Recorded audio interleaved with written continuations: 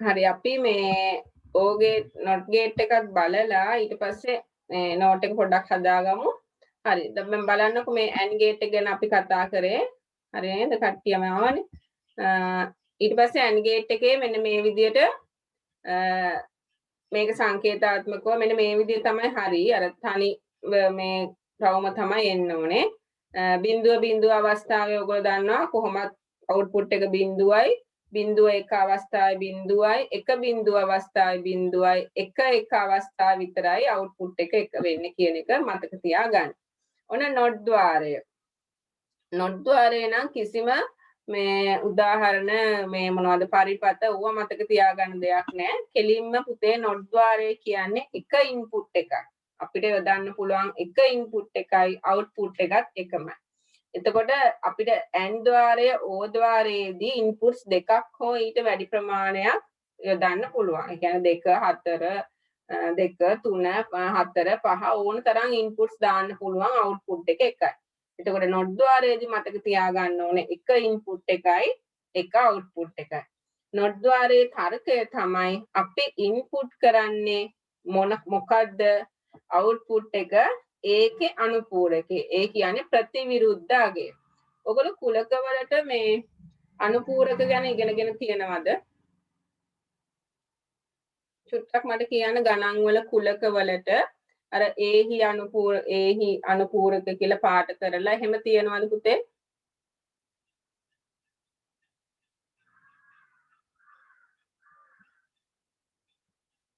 කො උත්තර දෙන්නේ නැහනේ. නැද්ද තාම? දැන් අර කුලකවල අඳින්නේ අපි කොටුවක් ඇඳලා රවුම A නම් ඒට අයත් නැති කොටස කියන එක තමයි ඇහුන්නේ නැහැ? තාම පාඩම කරේ නැහැ ටීචර්. හරි. තාම කරේ නැහැ. හරි ඉදිරියට කරයි. එතකොට අනුපූරකය කියන එක නිකන් මතක තියාගන්න ඕගොල්ලෝ අයත් නැති කියන එක. එහෙම නැත්නම් මෙතෙන්දී අපි කතා කරන්නේ ලබා දෙන ඉන්පුට් එකේ ප්‍රතිවිරුද්ධ අගය තමයි මේ අනුපූරකය කියලා කියන්නේ. ඒ කියන්නේ අපි ඉන්පුට් කරන්නේ බිඳුව නම් අවුට්පුට් එක හැමතිස්සෙම එකයි. ඉන්පුට් කරන්නේ එක නම් පුතේ අවුට්පුට් එක බිඳුවයි. නිකන් සරල උදාහරණයක් ගත්තොත් ඔය ඔයගොල්ලෝ දන්නවා මේ මොනවද නගරවල සාමාන්‍ය ගම්වල නම් අපිනේ ඔය ලයිට් කණු වල හවසට පත්තු වෙන එක දාගන්නේ උදේට ඔෆ් කරන්නේ නේද? අපි තමයි මේ හවස 6 විතර වෙනකොට ඔන් කරගන්නවා ස්විච් එක දාලා මේ ඊළඟට මේ උදේ වෙනකොට ලයිට් එක අර පාරේ තියෙන ලයිට් එක ඔෆ් කරනවා. නමුත් නගරවල මේ අර නගර සීමාවේ හැම ගොඩක් වෙලාවට මේ ඔටෝමැටිකලි හවස 6 කණුවල වැටිගෙන යනකොට ලයිට් කණු ටික ඔක්කොම බල්බ් ටික පත්තු වෙනවා. ස්විච් එක ඔටෝ ඔන් වෙනවා.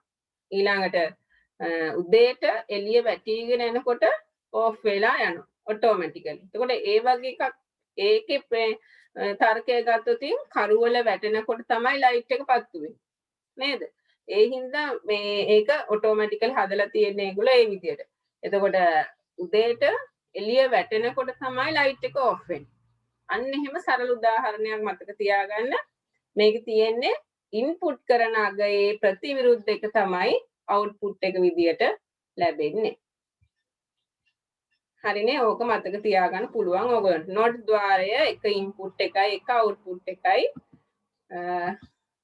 මේ තියෙන්නේ සම්මත මේ සත්‍යතාව අගුව සහ මෙන්න මේකේ ක්‍රියාකාරීත්වය චුට්ටක් මේකෙන් බලන්න.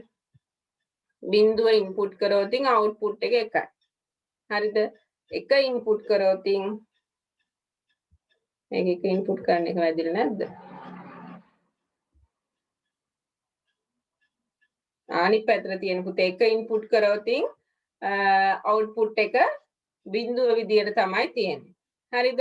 එතකොට මේකේ මේ අර ලොකු දේවල් මතක තියාගන්න ඕනේ සරලව. එතකොට සත්‍යතාව වගේත් ඔයගොල්ලන්ට පේනවා එක ඉන්පුට් එකයි එක අවුට්පුට් එකයි.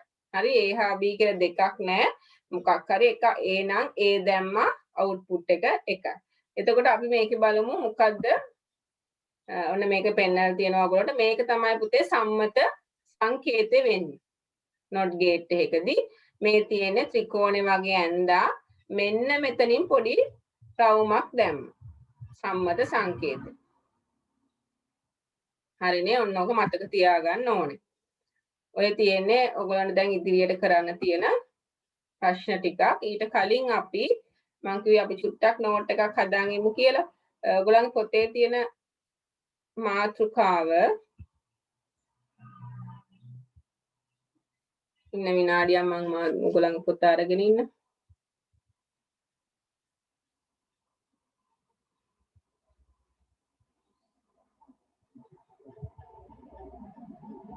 මාතෘකාව ලියන්න පොතේ තියෙන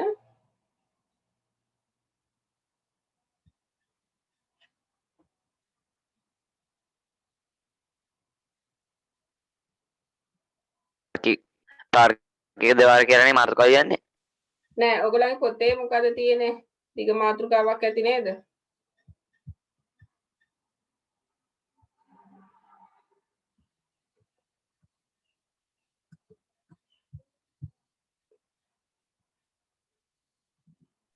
ටීචර් හතරවෙනි පාඩමේ උඩ තියෙන අර ඔව් තාර්කික දේවල් සමග බෝලීය බීජ තර්කයේ අන්න ඒක ඒ ලියන්න. මාතෘකාවන් ලියන්න ඕනේ. ඔව් ප්‍රධාන මාතෘකාව අද දිනේ දාන්න. ප්‍රධාන මාතෘකාව ලියන්න ඕනේ.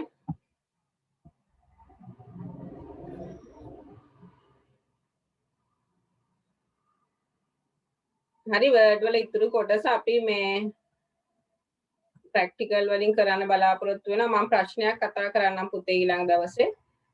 ඔයගොල්ලන්ට තව ටියුට්ස් එහෙම දානවා ඒව කරන්න.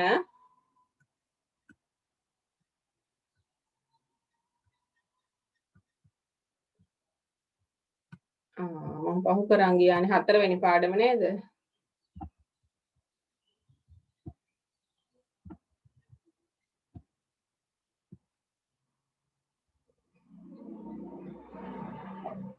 හරියටම මාතෘකාව කියන්න එපා ඒකයි මේ බැලුවේ. 4 වෙනි පාඩම.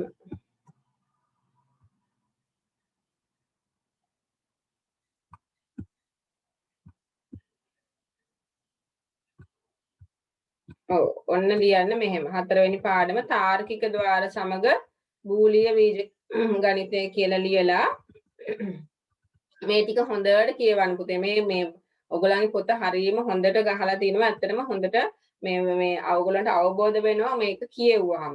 හරිද? ඒතර ඒ ටික හොඳට කියවන්න.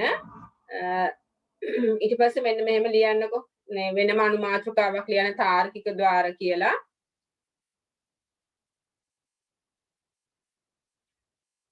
කියලා ඒක ලියලා මෙන්න මේ වාක්‍ය අපි ඉක්මනට ලියමු. ඊට පස්සේ ඔයගොල්ලන්ට පුළුවන් හිමීට අර ප්‍රධාන ద్వාර තුන ඇඳලා ඒ ටිකේ විස්තර ටික ලියන්න. මේක ලියන මේ වාක්‍ය ද්විමය සංඛ්‍යා අනුසාරයෙන්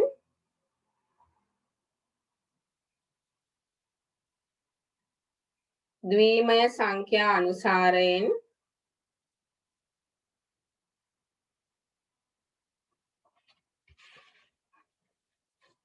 යම් යම් මේ සංඛ්‍යා අනුසාරයෙන්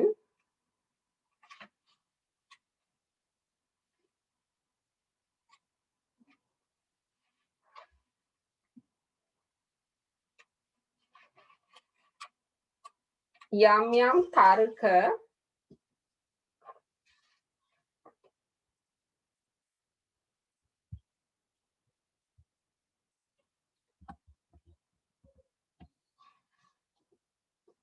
තත්ත්ව ගොඩනැංවීමටත්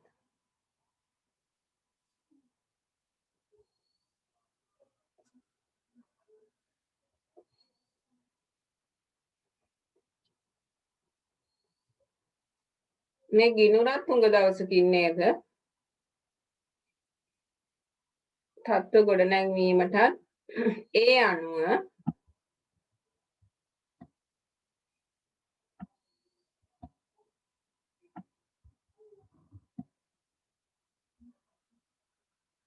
යම් යම්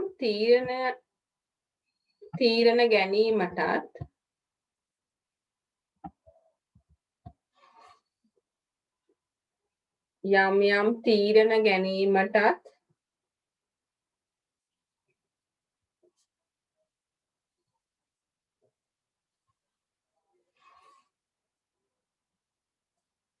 හැකිවන පරිපත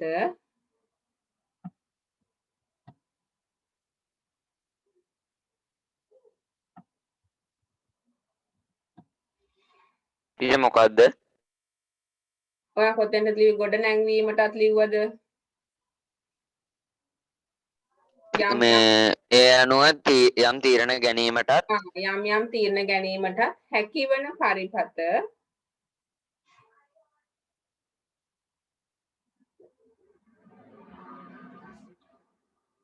තාර්කික පරිපත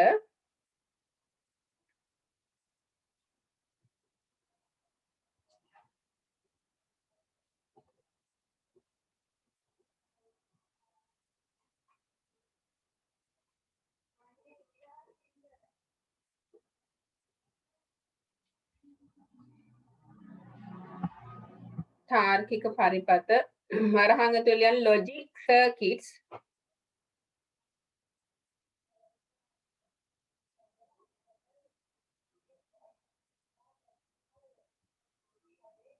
ලොජික් logic LOGIC පුතේ ඔයගොල්ලෝ පොතේ තියෙනවා circuits CIRCUITS logic circuits තාර්කික පරිපත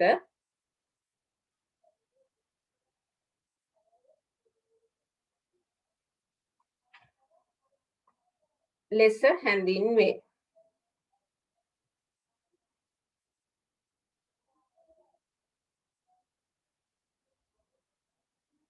තාර්කික පරිපත ලෙස හැඳින්වේ.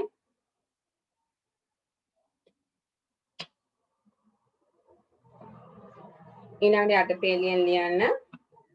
ඕගොල්ලෝයි මේක ඉගෙන ගන්න. ඕගොල්ලෝ භාවිතා කරන පරිගණකයේ මධ්‍ය සැකසුම් ඒකකය සහ සිස්ටම් යුනිට් එකේ ඇතුළත මේ මදර් බෝඩ් එක තුල තර්ක මේ මොනවාද අපේ මේ වීමේ සංකේත මගින් නැත්නම් නිරූපණය වන සංඥා ගමන් කරන්නේ මෙන්න මේ ලොජික් සර්කිට් හරහා නැත්නම් ලොජික් ගේට්ස් හරහා ඒ තර්කය තමයි මෙතෙන්දී ඒකින්ද තමයි ඔයගොල්ලෝ මේව ගැන ඉගෙන ගන්න.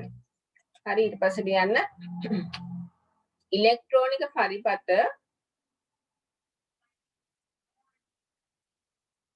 ඉලෙක්ට්‍රෝනික පරිපත නිර්මාණය කොට ඇත්තේ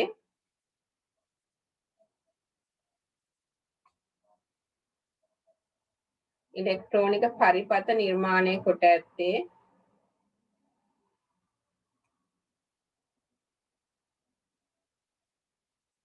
තාර්කික ద్వාර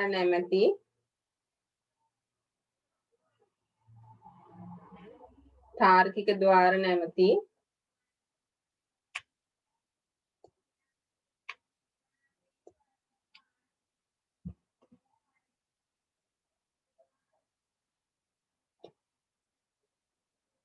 මූලික තාර්කික පරිපත රාශියක් එකිනෙකට සම්බන්ධ කිරීමෙනි. මූලික තාර්කික පරිපත රාශියක් එකිනෙකට සම්බන්ධ කිරීමෙනි.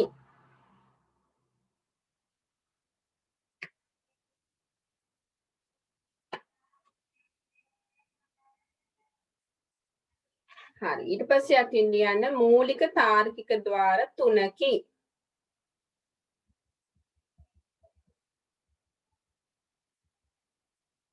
මූලික තාර්කික ద్వාර තුනකි. ඔන්න හොඳට බලා ගන්න ස්ක්‍රීන් එක පේනව නේද ඔයගොල්ලන්ට? හරි ස්ක්‍රීන් එක පේනවනේ. මෙන්න මේවනේ පුතේ අපේ මූලික තාර්කික ద్వාර කියන්නේ මොනවද? AND එක, OR එක, NOT එක. ඊට පස්සේ ඕවා එකතු කිරීමෙන් හැදෙන සංයෝජන වලින් හැදෙන සංයුක්ත තාර්කික ద్వාරක් තියෙනවා ඔයගොල්ලන්ට. මේ ප්‍රධාන වශයෙන් මෙන්න මේ තුන ඉස්සෙල්ලාම ඔයගොල්ලෝ ලියා ගන්න ඕනේ. හරි වෙනම ලියන්න ඕනේ AND ద్వාරය දැන් පැන්සලෙන් හරි ලියන්න ඕන විදිය AND ద్వාරය කියලා ලිව්වා.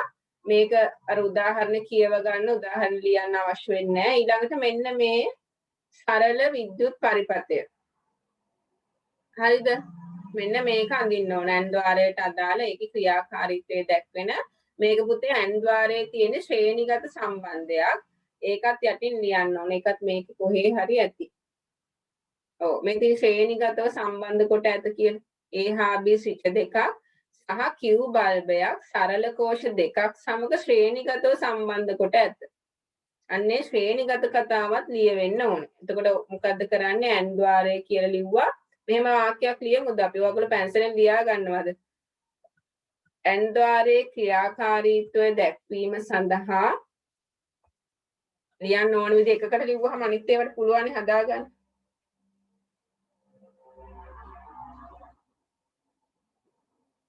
ඇන් ద్వාරයේ ක්‍රියාකාරීත්වය දැක්වීම සඳහා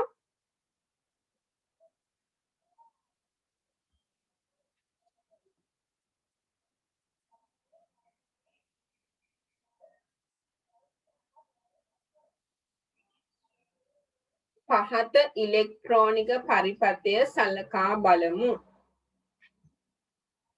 පහත ඉලෙක්ට්‍රෝනික පරිපථය සලකා බලමු කියලා මෙන්න මේ මම හරි දාන එක පේනව නේද?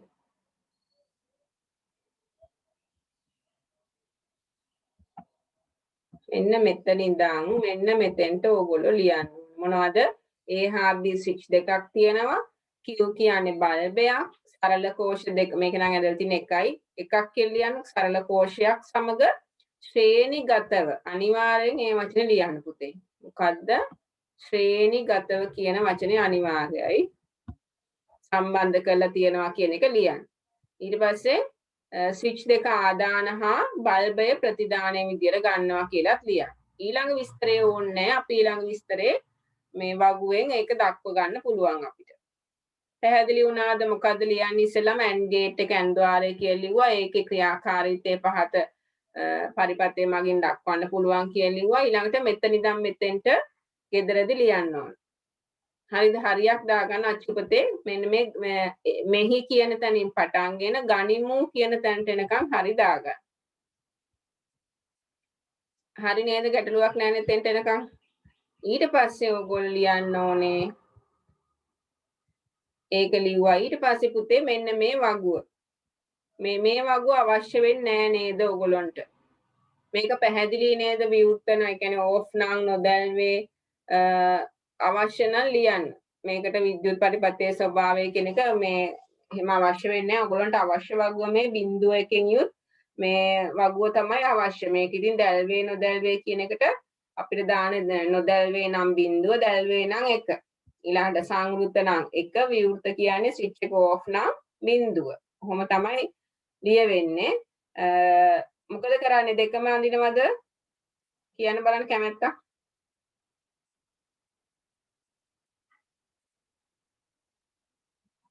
ඉක්මනට දෙකම අදින්න දෙකම අඳින්න වඩා පැහැදිලි නේද? එතකොට මෙහෙම අඳින්නේ නම් පුතේ වගුව ලියලා වගුව කියලා ලියලා ඇන්ට තුල්්‍ය විද්‍යුත් පරිපථයේ බල්බයේ ස්වභාවය කියන මාතෘකාව ලියලා මේ වගුව අඳින්න. හරිද? එතකොට ඇත්තටම වඩාත් පැහැදිලි ඔයගොල්ලන්ට ආයි නෝට් එක බලද්දි ඔය වගුව අඳින්න මම හරියක් දාන්නම් ඒකට. ඊට පස්සේ පුතේ එතනම යටින් එතකොට මේකත් එක්ක යනවනේ එතනම යටින් ඇඳහම නේද? ඇන් තර්කන ద్వාරයට අදාළ සත්‍යතා වගුව. එතකොට අර විවෘත එකට බිඳුව දැම්මා, සංවෘත එකට 1 දැම්මා, දැල්වේ නොදැල්වේ එක බිඳුව හා මේ 1 හා බිඳුව යොදාගෙන අඳින්න පුළුවන්. හරිද? ඊට පස්සේ මේ සත්‍යතා වගුව කියන එකට අපි ට්‍රුත් ටේබල් කියලා කියනවා කියලා කොහේ හරි සඳහන් කරගන්න ඕන. මෙතනම ලිව්වත් කමන්නේ සත්‍යතා වගුව වරහන් ඇද්දේ ට්‍රුත් ටේබල්. ඉංග්‍රීසි වචනයත් ලියාගන්න.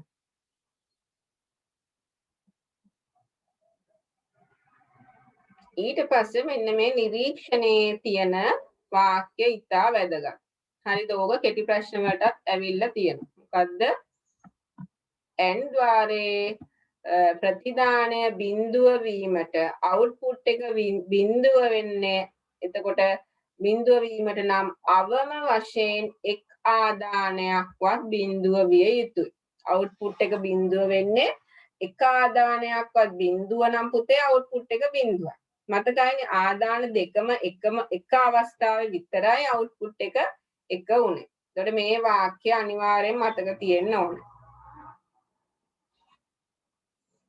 එතකොට ඒක ලියවෙන්න ඕනේ.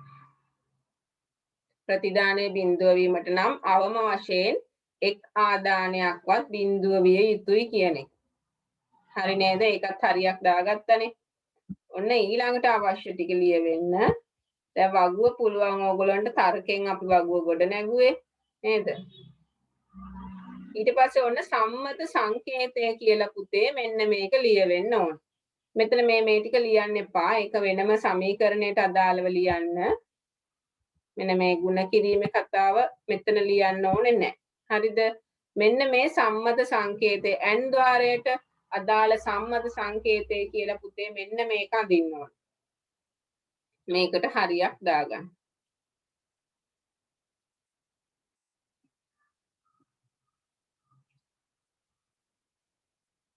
හරිද? ඊට පස්සේ මේක වෙනම පෙන්නලා නැතුව ඇති නේද? සමීකරණය ලියපු එක වෙනම නැහැ. එතකොට ඕගොල්ලෝ මෙතන යටින් වෙනම ලියන්න පුතේ සම්මත සමීකරණය කියලා මොකද්ද? මෙන්න මේක මම දැන් මේ කපපු එක වෙනම ඕගොල්ලෝ ලියන්න. එතකොට ඊටාම පැහැදිලිනේ. මෙන්න මේ q සමානයි a මෙහෙමයි ලියන්න ඕනේ. මම ඒක ලියලා පෙන්නන්නම්. සම්මත සමීකරණය කියලා පුතේ ඉස්සෙල්ලා ඒක හැදිච්ච විදිය ලියන්න. මොකද්ද? q සමානයි a අපි ඒක ಗುಣ කිරීම තමයි ගන්නෙ. මතකයිනේ අපි වැඩි කරලා තමයි ගත්තේ n ద్వාරයට. නමුත් අපි මේ වැඩි කිරීම කියන එක පාවිච්චි කරන්නේ ద్వාරවලදී සම්මතව ඒක ගණිත කර්මයේ වැඩි කිරීම වුණාට අපි පාවිච්චි කරන්නේ තිත. හරිද? මේ උඩ එක ලියලා ඕගොල්ලෝ සම්මත සමීකරණේ කොටුවක් ඇතුලේ ලියන්න. පැහැදිලි වුණාද? මෙන්න මෙහෙම. q සමානයි a තිත b කියන එක කොටුවක් ඇතුලේ ලියන්න. මේ ಗುಣ කිරීමට අදාළ සම්මත සමීකරණය මේක. හරි? එතකොට මේක කොටුවක් ඇතුලේ ලියවෙන්න ඕනේ.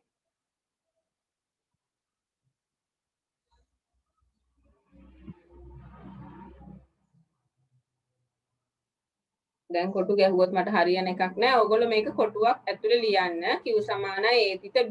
එතකොට මේක තමයි ගණිත කර්මය කියලා මතක තියාගන්න. වැඩි කිරීමෙන් තමයි අපි අවුට්පුට් එක හොයාගන්නේ. නමුත් සම්මත සමීකරණය වෙන්නේ a තිත b. හරි. ඔන්න n ద్వාරයේ නෝට් එක හදාගන්න පැහැදිලි වුණාද? ආයි කියන්න ඕනද මොකක් හරි ප්‍රශ්නයක් නම් කතා කරන්න පුතේ?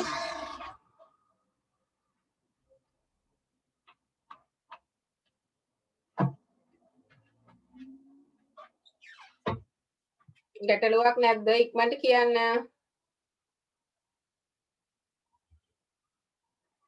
ගැටලුවක් නැත්තම් නෑ කියලා හරි කියන්න.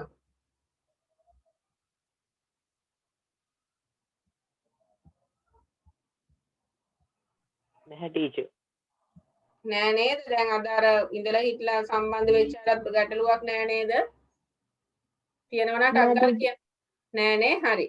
එහෙනම් ඔන්න AND ගේට් එකේ හරි. එතකොට ඔයගොල්ලෝ මතක තියාගන්න ඕන සම්මත සංකේතය, සම්මත සමීකරණය, සත්‍යතාවග්ගුව සහ ඉලෙක්ට්‍රොනික පරිපථයේ ක්‍රියාකාරීත්වය කොහොමද වෙන්නේ කියන එක මේ මතක තියෙන්න ඕන. පොතේ ලියවෙන්නත් ඕනේ.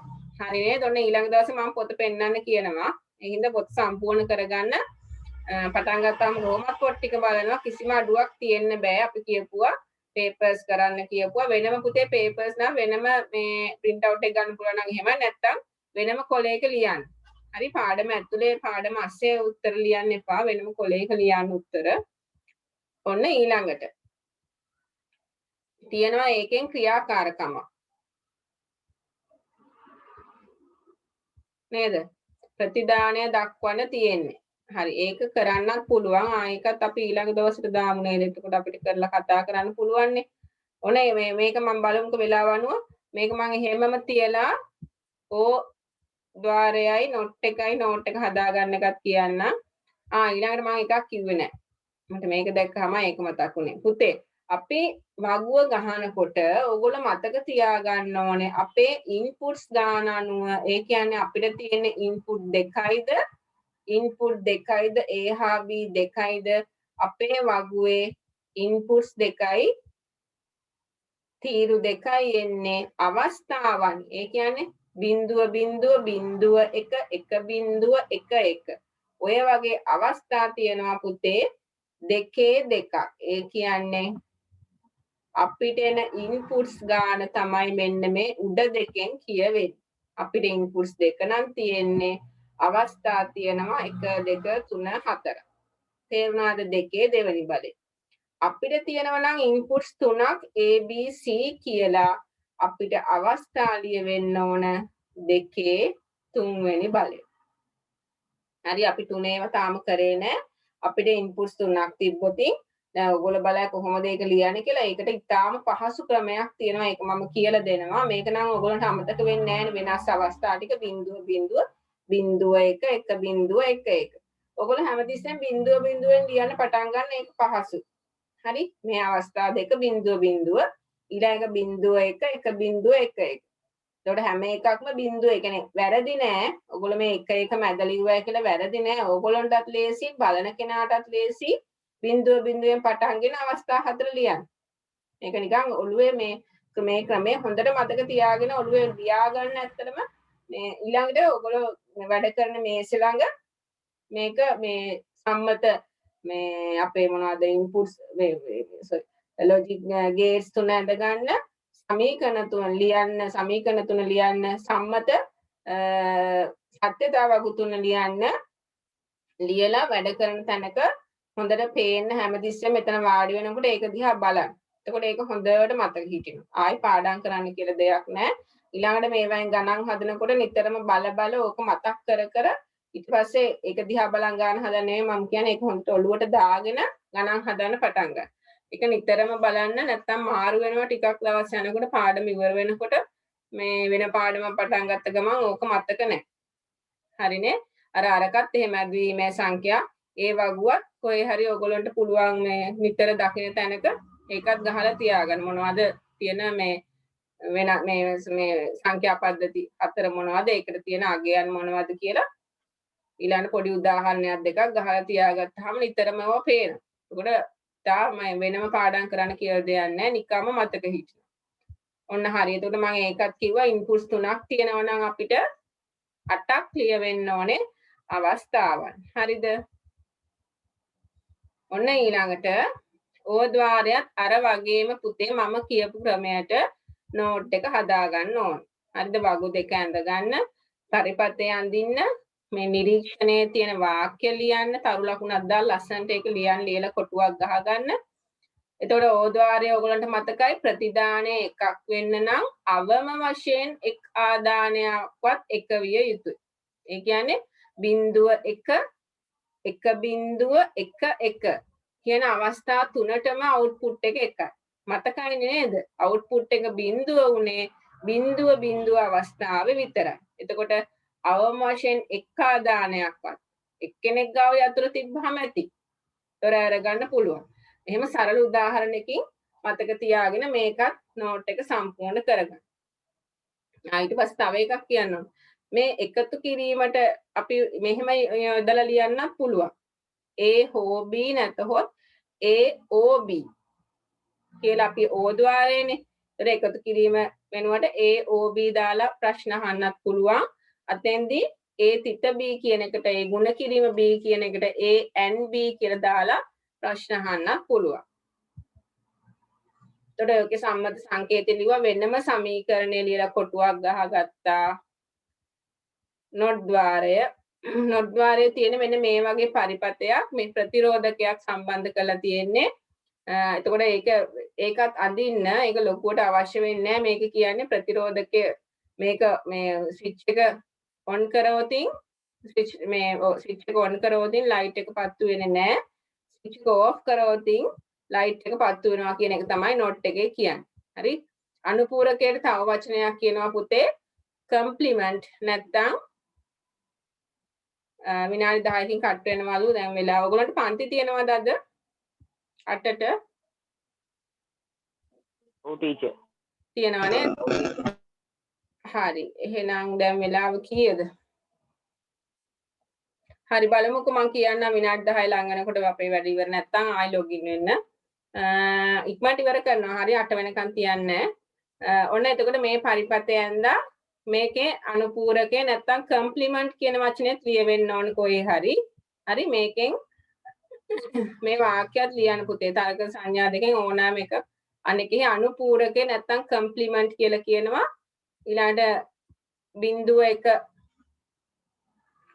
විනාඩිය අනුපූරක කතාව ලියන්න මාක් කරගන්න පොතේ ඔයගොල්ලන්ට අවශ්‍ය අඳින්න ටික.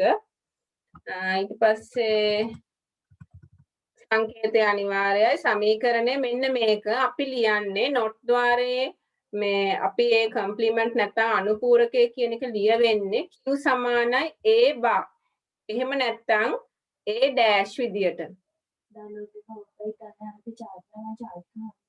හරිද? ඔන්න ඔය මේ සංකේතය සහ මේ සමීකරණය ඔයගොල්ලෝ අනිවාර්යෙන් ලියන්න. මෙන්න මේක මෙහෙමත් ලියන්න පුළුවන්. q සමානයි හරි ඔන්න ඔහම q සමානයි කියලා ලියලා a dash එක නැත්නම් a bar එක මෙන්න මෙහෙම ලිව්වත් නිවැරදි. ඕක a ලිව්වා මෙන්න මෙතන උඩින් පොඩි ඉරක්. හරිද? මෙන්න මෙහෙම ලිව්වත් නිවැරදි. එතකොට මේ දෙකම ඔයගොල්ලෝ දැක්කහම ඔයගොල්ලෝ දැනගන්න ඕන මේ not එකක් හරහා ගිහින් තමයි a dash වෙලා තියෙන්නේ a bar වෙලා තියෙන්නේ කියලා. එතකොට මේකත් ඔයගොල්ලෝ පොතේ ලියා ගන්න පුතේ note එකේදී